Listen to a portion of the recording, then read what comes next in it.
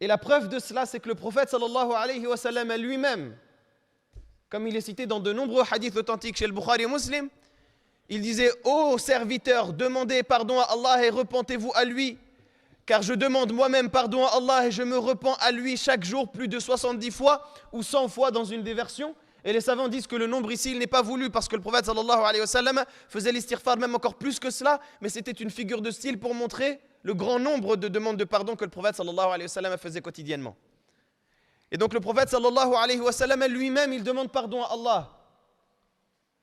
Alors que le prophète sallallahu alayhi wa sallam, comme vous le savez, il n'est pas concerné par les péchés, alayhi salatu wa sallam. Et ça, c'est notre croyance. Ahl Sunnah wal Jama'a considère que les prophètes, ils sont exempts de grands péchés et dans la vie le plus correcte, de petits péchés également.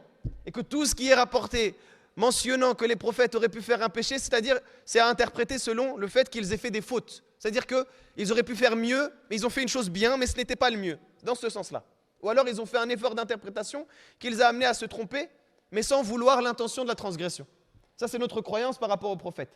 Donc le prophète sallallahu alayhi wa sallam n'est pas concerné par les péchés, et en plus de cela, Allah l'a lavé au point où il lui a dit « Liyaghfira laka Allahu ma taqaddama min dhanbika wa ma ta'akhkhar » afin qu'Allah te pardonne ce qui est passé de tes péchés et ce qui est futur, alors qu'il n'a pas de péché.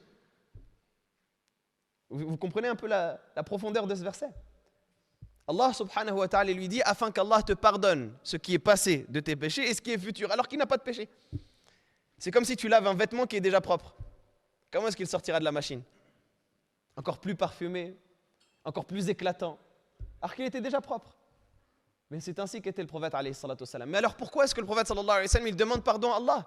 Pourquoi est-ce que le prophète sallallahu alayhi wa sallam il dit astaghfirullah 70, 100 et même plus de fois par jour, chaque jour?